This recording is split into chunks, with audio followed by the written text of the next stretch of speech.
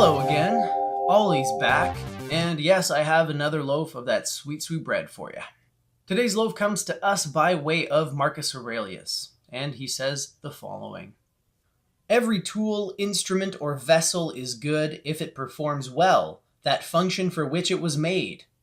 And yet, in such cases, the maker is external to it. But for those creatures who are made by nature, the power that made them is within and remains there. Because of this, you must honor that power all the more and understand that if you conduct yourself and live your life in accordance with nature's will, then everything will be in accordance with your intelligence.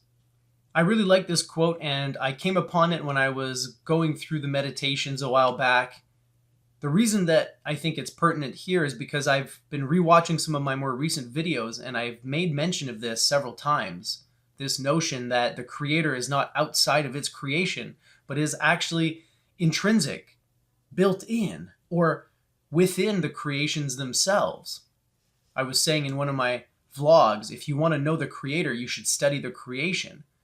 But at the end of that video, I alluded to the fact that creator and creation are one.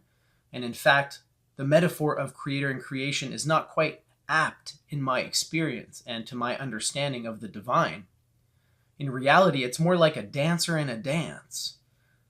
You can't separate them. The dance and the dancer are one. You know the dance by watching the dancer perform it, and that's kind of what the whole of creation is like, in my personal opinion. The universe is God dancing.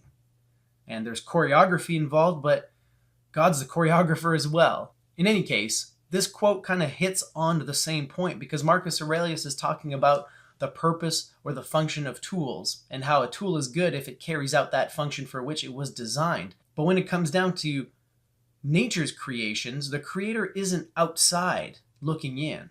The creator isn't sitting in a workshop and building life forms and then sending them out into a separate universe. The creator is within the creation. The power that made us is within and remains there. You know, the Christians knew this. Paul knew this.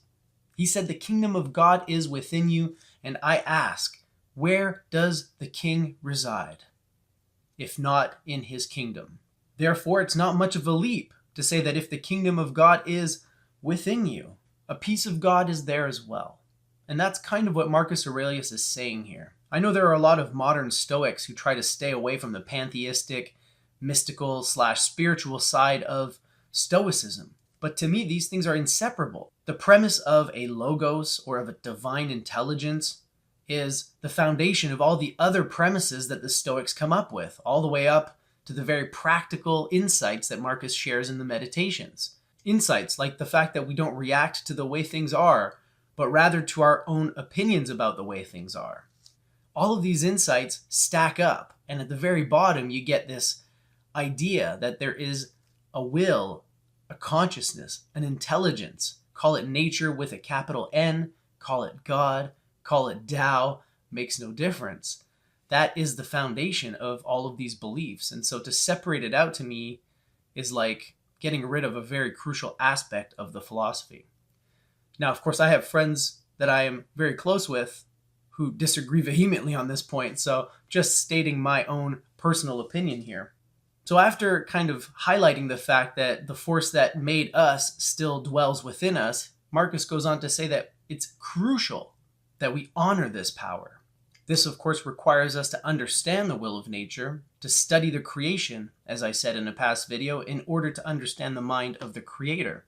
It doesn't really matter that the mind of the creator is everywhere at once, in me, in you, in the cabinet behind me.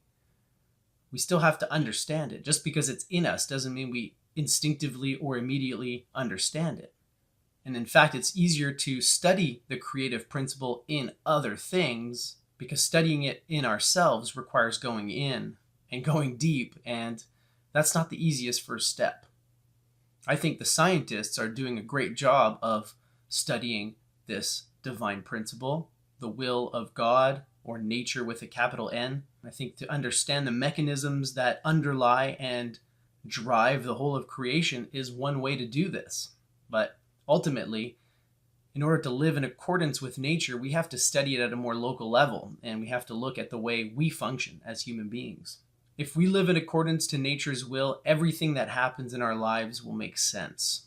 Nothing will be beyond the grasp of our intellect. It'll all make sense.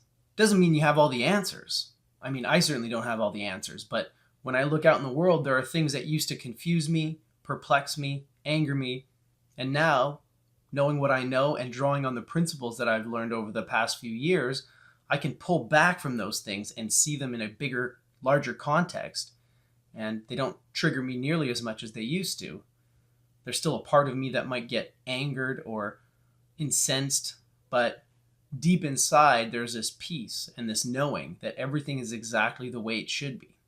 Even the stuff that seems horrible and unjust to my local human mind, there's a part of me that understands that this is all necessary.